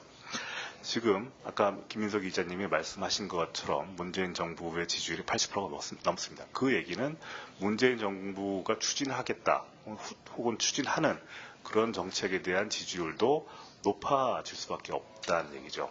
물론 이제 문재인 정부의 지지율이 80% 이상으로 계속 갈 것이라고는 사실은 생각하기 힘듭니다만, 특히 이제 한일 문제는 워낙 오래된 일이고 민족주의 성향이 강한 한국 그 여론을 생각을 하면은 이 부분에 대한 여론은 더 높아졌으면 높아졌지 낮아질 것이라고 생각하기 힘듭니다. 그래서 이렇게 여론의 지지를 받는 문재인 정부의 이 한일 위안부 합의, 이것이 과연 한미일 공조에서 전제가 되어버린다면 좀 문제가 좀 심각하지 않을까. 근데 생각을 해보면 일본도 북핵 문제 협상에 있어서 이 한일 위안부 합의를 전제로 놓고 이 위안부 합의가 이행되지 않으면 북핵 공조하지 않겠다라고 해야 될 어떤 함정의 이유는 사실 좀 생각하기 힘들 때문에 실제 있어서는 그 부분에 있어서는 좀 그 양국 간의 공조가 이루어지기 쉬운 구조는 아닐까. 하지만 여기에 어떤 위안부 합의가 결부가 된다면 좀 문제가 쉽지 않을 것이다라고 생각을 합니다. 네, 좀 시간이 좀 압축해 주시기 바랍니다. 1분만 더 주십시오. 그 두 번째 포인트가 이제 한미 공조인데, 한미 공조, 특히 이제 개성공단, 지금 김민석 기자님 말씀해 주셨지만 미국과의 그런 공조가 중요하다는 것이죠. 2000년에 김대중 대통령이 부시 대통령을 만났을 때 굉장히 외교적 참사가 일어났었습니다. 한미 양국의 공조가 깨져가지고 사실 지금의 북핵 문제는 그때 2000년에 한미 양국의 공조가 깨진 것에 굉장히 큰 단초가 있지 않을까라고 생각을 합니다. 그래서 어떤 면에서든 이들리 교수님의 그 결론에 동의하지만 또 개성공단 같은 문제는 이제 그 문재인 정부 의지뿐만이 아니라 여러 가지 유엔 제재 결의안 같은 것에 따라서 구조화되어 있는 면이 있기 때문에 이런 부분에서는 문재인 정부의 마음대로 할 수 없는 한미 공조를 떠나서 어떤 국제 협의에 따른 그 행동을 해야 되기 때문에 그런 부분은 크게 염려를 하지 않아도 되지 않을까 그런 생각을 하고 시간이 없으니까 여기서 마치겠습니다. 감사합니다. 예. 죄송합니다만 시간 때문에 3분 정도 이내로 말씀을 해주셔야 6시 10분에 저희들이 마치는데 나머지 뒤에 토론하시는 분들까지 고려하면 3분 이내에 해주시기 부탁드리겠습니다. 제가 먼저. 그 미중 관계와 관련된 내용, 그다음에 한중 관계, 북중 관계 관련돼서 간단하게 좀 말씀을 좀 드리겠습니다. 저는 동북아 정세 전체에 관련돼서 좀 잠깐 말씀을 드리고요. 그다음에 우리 조옥일 교수님께서 말씀하신 부분 약간 코멘트식으로 하겠습니다.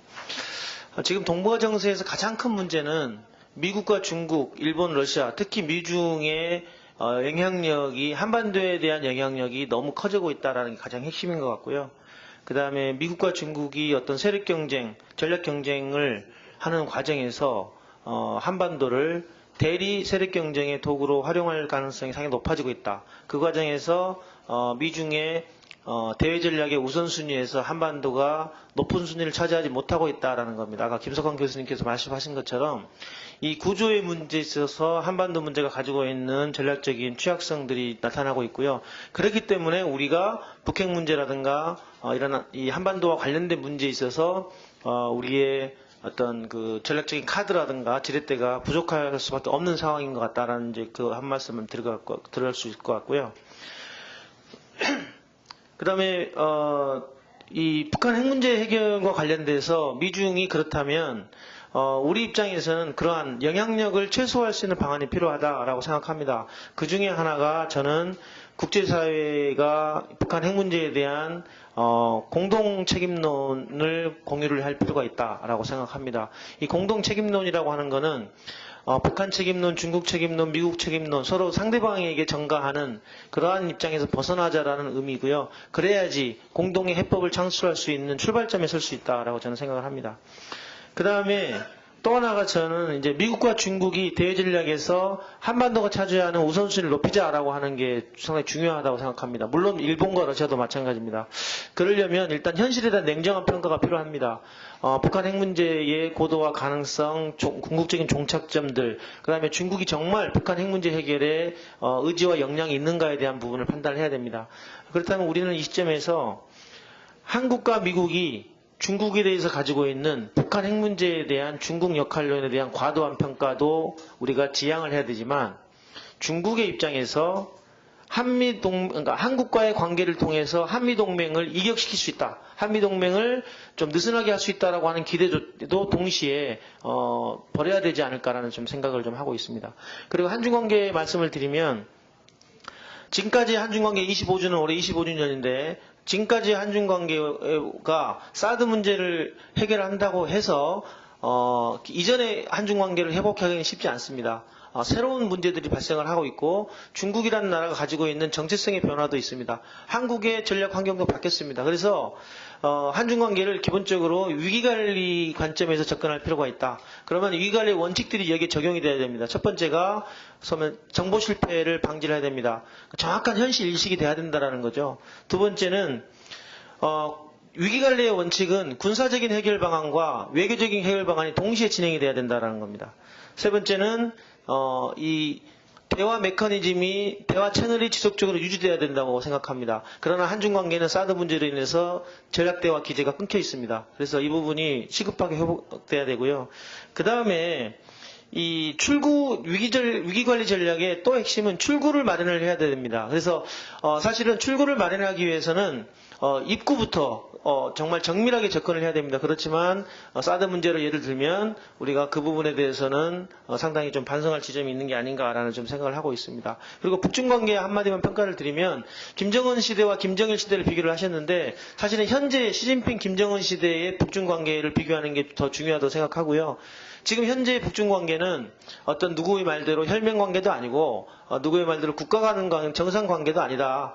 그 중간 지점에 있는데 결국에는 중국의 국가이익, 북한의 국가이익을 서로 간에 탐색하는 그런 지금 단계에 있다라고 저는 생각을 하고 있습니다. 예, 이상 마치겠습니다. 네, 이어서 바로 이기태 박사님하고 현승희 박사님께서 토론해 주시겠습니다. 네, 통일연구원 이기태입니다. 한국이나 일본의 외교, 상대국에 대한 외교 정책을 보면 역시 투트랙이라는 말이 잘 쓰이는 것 같습니다. 한일 관계에서는 이제 북핵 문제에 대한 대응과 그리고 이제 한일 위안부 문제에 대한 대응, 그리고 북일 관계에 있어서는 역시 북핵 제재, 대북 제재라고 하는 측면, 그리고 일본인 납치자 문제, 이렇게 투트랙이 있는 것 같습니다.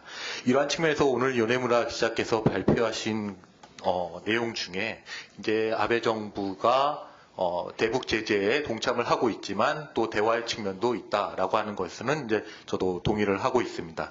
여기에는 아베 정부가 처음부터 얘기했었던 대화와 압박 그리고 행동 대 행동이라는 원칙에 따라서 이제 추진하고 있고요. 이 원칙은 계속해서 이어질 것이라고 생각을 합니다. 물론 김석환 교수님께서 말씀하신 일본의 그런 외교적 스탠스를 확대한다는 측면도 있다라고 생각을 합니다. 그런데 일부에서는 이제 아베 총리가 정말로 그 납치자 문제 해결 의지가 있는가라고 하는 그러한 비판도 일본 국내에서는 나오고 있습니다. 단지 말로만 하고 있고 실제로 성과가 이루어진 건 없지 않느냐 이렇게 얘기를 하고 있습니다. 저는 여기서 한국의 입장을 잠깐만 얘기를 한다면 그동안 우리 한국은 일본의 이런 대화의 노력에 대해서 약간의 좀 부정적인 평가가 있었던 것 같습니다. 즉 한미일 3국 안보 협력, 대북에 대한 대북 제재를 통한 그 공조 속에서 일본이 대화를 통해서 이탈하는 것이 아닌가라는 두려움이 있었는데 저는 반대로 오히려 이러한 일본인 납치자 문제를 가지고 한미일이 3국 간의 협력이 이루어질 수 있다라고 생각을 하고 있습니다. 2월 달에 열린 미일 정상회담에서 트럼프와 아베 간의 납치자 문제에 대한 협력이 합의가 되었고요. 또 실제로 우리 한국 내에서도 북한에 의한 납치자가 수백 명에 달하고 있기 때문입니다. 따라서 이 한미일 간의 이런 납치자 문제를 가지고 어느 정도 협력의 요인을 찾아볼 수 있지 않을까 생각을 하고, 단 일본이 90년대 북한에 접근했던 그러한 독자적인 접근 방법은 역시 좀 지양해야 되지 않을까라고 생각을 합니다. 그것이 바로 북일 국교 정상화의 실패로 이어졌고, 역시 한국과 미국의 이해와 협력을 얻는 그런 대화의 노력이 필요하지 않을까라고 생각을 합니다. 두 번째로 2002년 고이즈미 방북 시기와 비슷하다, 지금의 시기가 비슷하다고 얘기를 하셨는데 저도 여기에 동의를 합니다.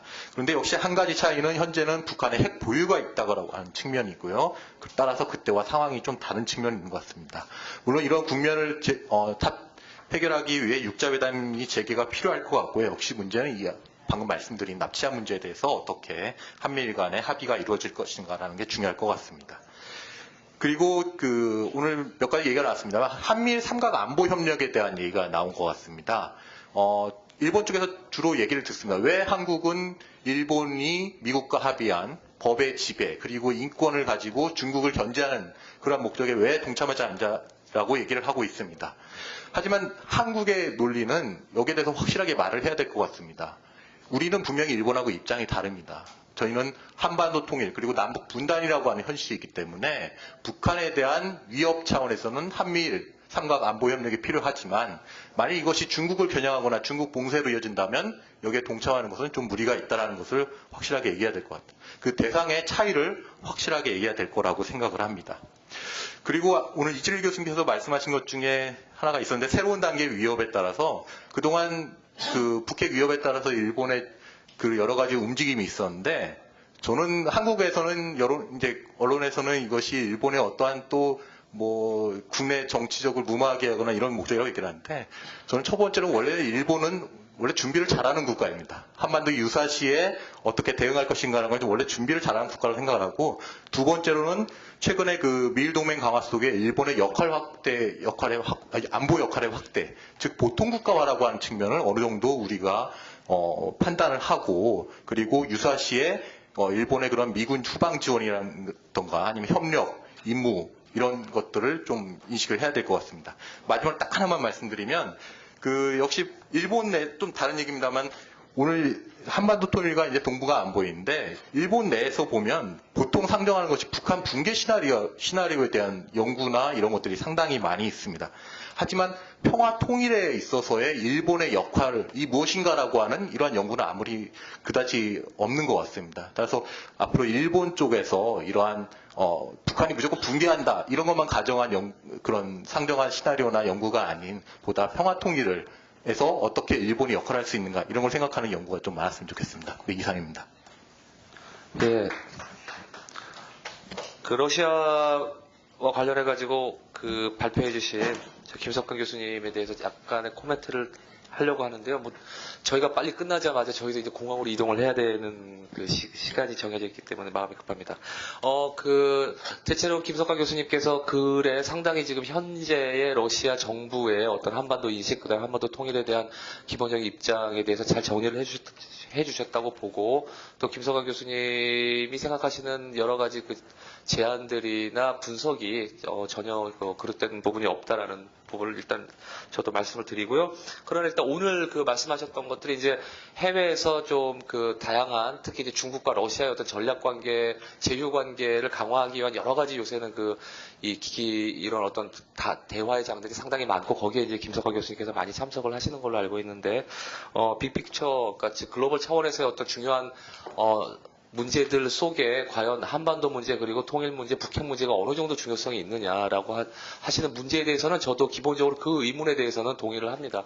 제가 러시아를 전공한 사람의 입장으로서 여러 가지 글을 쓰기 위해서 러시아의 언론이나 관련된 문서들을 보면 한반도나 북핵에 대한 어떤 위기에 대한 인식이 별로 없습니다.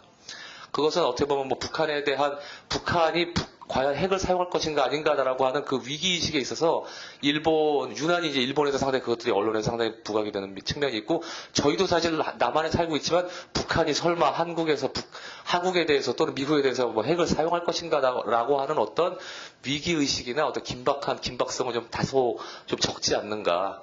하물며 러시아의 입장에서는 물론 뭐 그 북한과 국경을 접하고 있습니다만 인구가 희박한 동북 지역에서 이 극동 지역에서 러시아가 가지고 있는 그 위기의식이라는 건 상당히 낮고, 북한에 대한 신뢰감이라기보다도 이러한 모든 문제들이 결국에는 미국의 어떤 글로벌, 특히 동북아 전략에 있어서 무리한 어떤 팽창 정책에 의해서 북한이 자구책으로 그러한 행동을 하고 있다라고 하는 것이고, 거기에 대해서는 중국과 궤를 같이 하고 있다고 봅니다. 따라서 이 문제는 저희가 한반도에서의 어떤 북핵에 대한 위기성에 대해서 우리가 아무리 이야기를 한들, 만약에 그것들이 중국이나 러시아의 입장에서 봤을 때는 미국의 글로벌 전략의 차원, 특히 이번에 대표적인 게 사드 문제가 바로 그 단적인 사례가 되겠습니다만은, 그러한 쪽으로 보인다고 한다면 아무리 우리가 러시아나 중국을 가지고 설득하고 사드가 중국을 겨냥하지 않는 것이고 이러한 이야기들을 해봐도 중국과 러시아의 동의를 얻기는 상당히 힘들고, 중국과 러시아의 동의를 얻지 않은 상태에서 한반도 통일이라는 것은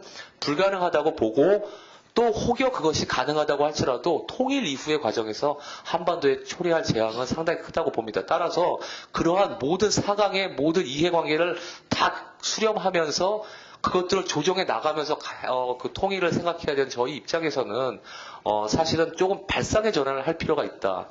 근데 그러한 발상의 전환에 다소 좀 생소한 부분들도 있을 수 있습니다. 저희가 포기해야 될 부분들도 있고, 그러나 러시아라고 하는 나라를 상대로 한 한반도의 통일에 대한 문제를 이야기할 때는 반드시 주한미군의 문제들에 대해서 이야기를 해야 되고, 또 우리가 한미동맹을 어느 정도까지 끌고 통일을 견지하고 있는가, 생각하고 있는가에 대한 부분들을 러시아에 명확히 해줄 필요가 있습니다. 거기에 대해서 이 문제가 까다롭기 때문에 계속 연기를 하고 유야무야시키고 하는 그러한 것들이 이제는 저희를 스스로를 위해서도 결코 옳지 않다는 생각을 하기 때문에 우리가 러시아를 설득한다든지 중국을 설득한다든지 이런 이야기들을 하기 전에 우리의 입장을 먼저, 그리고 우리 안에 있는 한미동맹에 대한 어떠한 입장들을 또 뚜렷이 우리가 조금 이 새로운 정권 하에서 좀 명백히 할 필요가 있다라는 생각을 합니다. 마무리를 하겠습니다. 끝으로 이번에 러시아 특사로 가셔도 송영길 씨는 상당히 제가 보기에는 러시아를 공부하는 사람으로서 상당히 바람직한 아주 현상이었다고 보는데, 단지 이번에 문재인 대통령께서 러시아와의 어떤 가스관을 통해서 어떤 통일에 대한 초석을 다지겠다. 그러니까 러시아의 가스를 북한을 경유하거나 해서 한반도까지 끌어들이는 부분에 대해서 상당히 호감을 가지고 계신다라고 하는데, 일단은 이러한 문제들에 있어서도 러시아와의 신뢰가 상당히 중요하죠.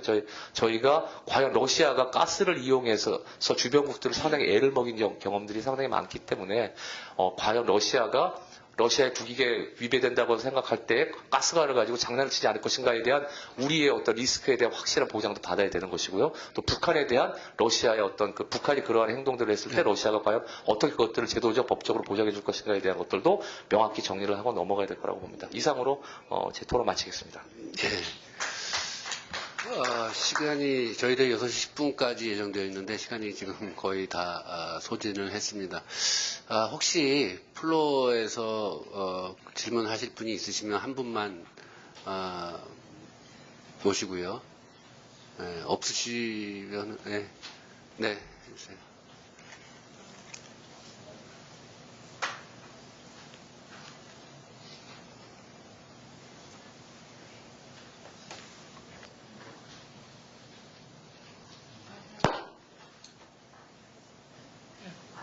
Question for Professor Zhao Huzi. One is, according to the media, I heard during President Trump's meeting with Xi Jinping, Premier Xi Jinping, there was a talk about history, like Korea used to be part of China, and President Trump tweeted that, and I'm not sure about Chinese position.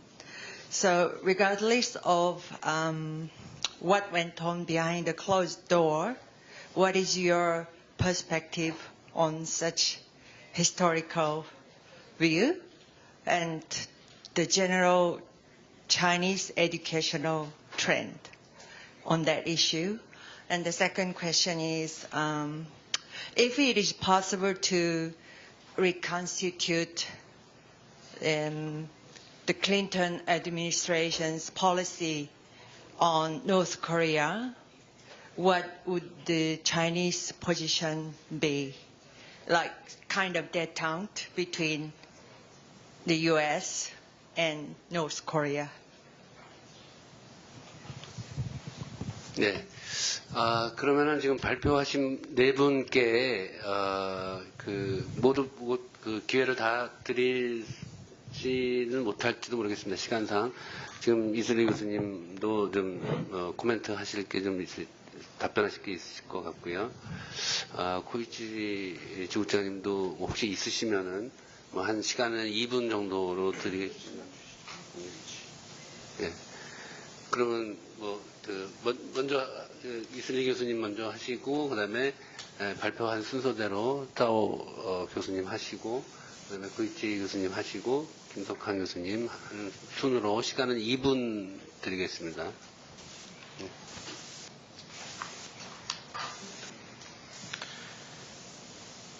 Korea was not part of China. Let's not read too much into the tweets. And let's have more educational cooperation with our Chinese friends. I wish that it was easy to turn back the clock to times of previous opportunity, but I think we live in a different world now, so that would be very difficult. Very briefly, I have to say that at this entire conference, the discussants in this panel were the best that I've seen, and I really appreciated their comments. And I just want to say very quickly that regarding the December 2015 agreement, I strongly recommend to my Korean and Japanese friends that it not be scrapped or renegotiated. I think it can be enhanced with South Korean support of the Healing Foundation and with Japanese strength and courage to have a symbolic reconciliation event that adds to the December agreement with a poignant photographical moment that includes the harmonies and helps us down the process of reconciliation, because memory is not irreversible, memory is not final. It's something that very much involves civil society, especially in democracies. Second very brief point regarding trilateral cooperation. I think that Japan and Korea can do more. Trilateral with the United States, GSOMIA can be continued, and maybe even the acquisition cross-sharing agreement, AXA, can be pursued bilaterally. I think it's very important for both South Korea and Japan that THAAD not be politicized any more than it already has been.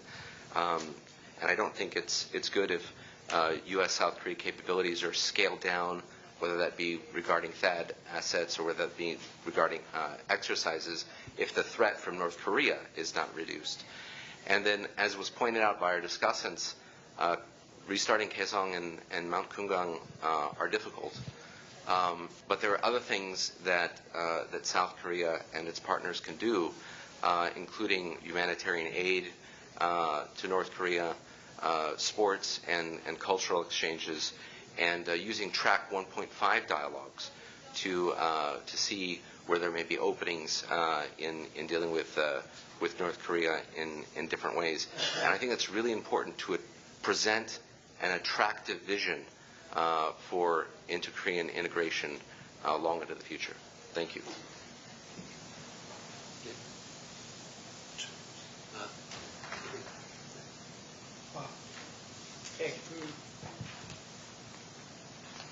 기본적으로 이기태 씨하고 리프 씨가 하시는 말씀에 기본적으로 동의하고요. 잠깐 위안 문제에 대해서는 좀 현실적으로 일본도 국민 감정이 있기 때문에 재협상 다시 합의한다는 것은 좀 현실적이 아니라고 생각하지만, 저는 개인적으로는 한국하고의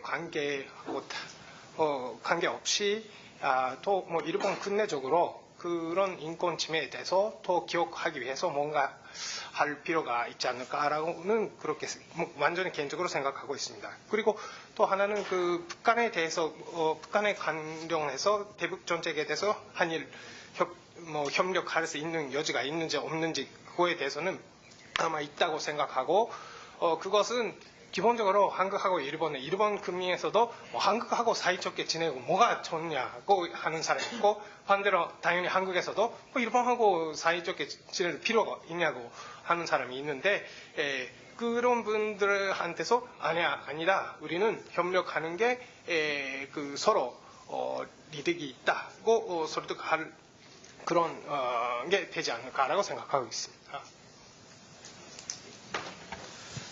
네, 이 현 박사님이 워낙 러시아 전문가시고 또 일본에서도 공부를 하셨기 때문에 사안을 정확하게 말씀을 해주셔서 대단히 감사드리고요.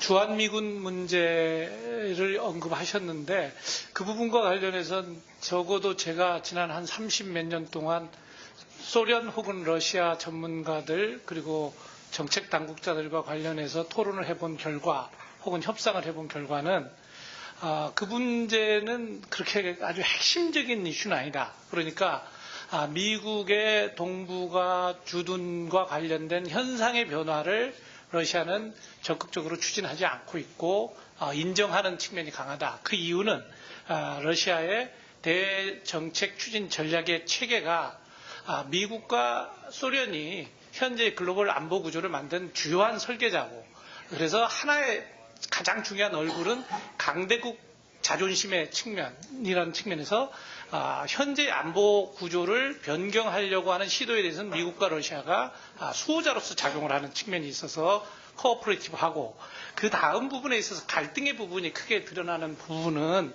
러시아가 대단히 리액티브한 차원에서 이루어지는 부분이 있죠. 그것은 뭐냐면 냉전 종식 이후에 있어난 글로벌 정세에 있어서 러시아가 나토의 확장이라든가 MD의 배치라든가 또 코소보 사태라든가 이런 거에 있어서 미국의 일방주의 혹은 유니레터럴 그 어떤 절대적인 어떤 우월주의가 기존에 존재하는 다자 협의 구조의 안보 틀을 깨고 그것이 러시아의 국익에 도전할 때는 당연히 그것은 전쟁을 감수하는 그러한 리액티브한 행동을 한다라는 측면에서 갈등의 요소가 분명히 있고요.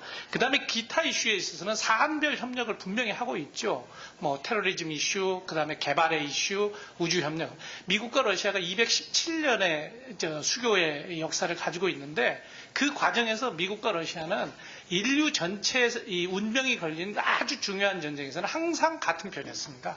그러니까 그 부분을 여러분들이 상기할 필요가 있습니다. 1차 세계대전, 2차 세계대전, 그리고 테러리즘, 기타 등등에 있어서 했습니다. 이상입니다. 네. 시간이 거의 10분을 이제 초과를 했습니다. 시간이 부족한 게 좀 매우 아쉽고, 시간이 충분했다면 좀 더 재미있는 토론과 또 재미있는 또 심도 있는 그런 얘기들이 많이 나왔을 텐데, 무척 아쉽게 생각하고 또 시간을 드리지 못한 다른 모든 분들께 죄송스러운 말씀을 대신하면서 통일연구원 2세션을 이것으로 마치도록 하겠습니다. 감사합니다.